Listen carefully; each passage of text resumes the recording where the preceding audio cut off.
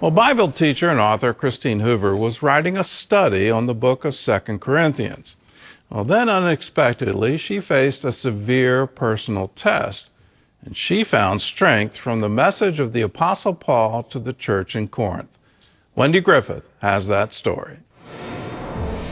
Around the time wife, mom, and Bible teacher Christine Hoover began writing her latest Bible study, More Than Enough, God's Strength in Our Weakness in 2 Corinthians, she and her husband got the call.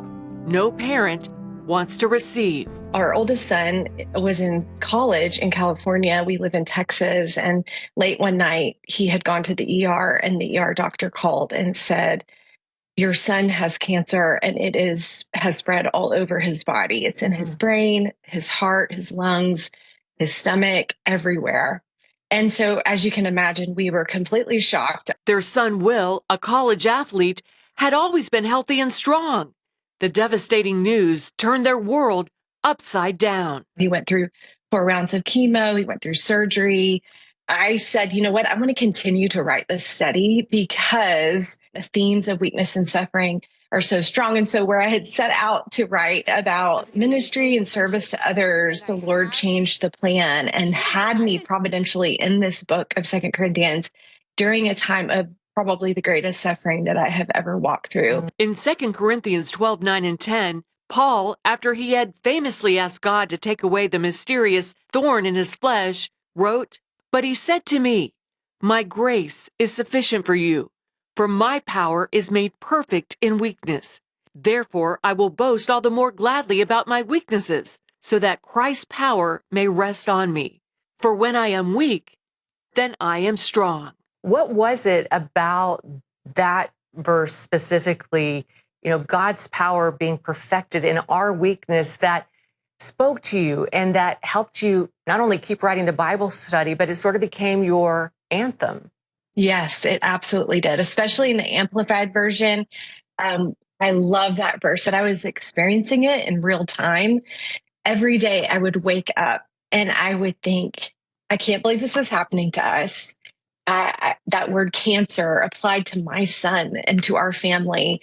And so I would think, I don't want this. And my second thought every day was, I can't do this. I don't have what it takes to put one foot in front of the other.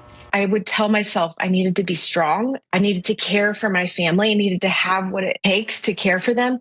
And every morning, the Lord would remind me, specifically through the verse you just mentioned, 2 Corinthians 12, he was saying, bring your weakness, bring those thoughts to me, and rely on me to give you the strength that you will need for this day, to go to the cancer clinic with your son, to face the uncertainty. He's asking us to be dependent, not to be strong. Paul tells us to embrace these weaknesses. Why is this so hard for us to do, for most of us? Well, I think it's our human nature to want to present well to other people, and I think especially in our American Western culture, we are taught to be self-sufficient, to have it together, to depend upon ourselves. And that's so anti what Scripture is telling us. Today, at age 22, Will is back at college and running on the track team. His doctors say the chemo worked miraculously. He's a cross-country runner. He actually had a personal best in his event in track this year. So the Lord has restored his health in some very miraculous ways. It's hard sometimes to embrace that word for yourself, to say, did God really do a miracle? He used medical intervention, and he did do a miracle in my son's life. So he is actually serving the Lord this summer through FCA in South Africa, and just doing really, really, really well. So we're just praising the Lord still for his recovery. According to Lifeway Research, when asked what has most encouraged their walk with the Lord, almost a third of female churchgoers point to Bible studies. Christine agrees and says the lessons God taught her from 2 Corinthians and writing More Than Enough are priceless. Paul is saying, let your faith work for you, believers. Let your faith work for you. Where the rubber meets the road, where faith is lived out specifically in these difficult things in your life. I have needed to hear that. I have needed to study that. And I think most women do, that they're going to face difficulty, even if it's just the everyday wear and tear of life. to know how to turn to God as our confidence that He is the strength and the confidence we need, no matter what the day entails, what the season entails. Wendy Griffith, CBN News.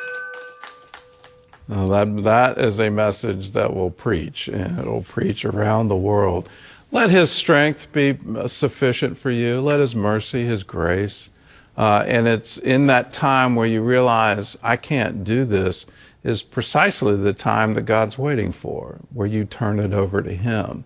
In my life, the more I think I've got this and I've got all these things under control, well, watch out, that's about the time that it's not going to work. But when I look at my weaknesses, and I've got a lot of them, and I have a lot to glory about, that in those weaknesses, His strength is made perfect, not my strength. And I always am saying, okay, well, God did this. I didn't do it.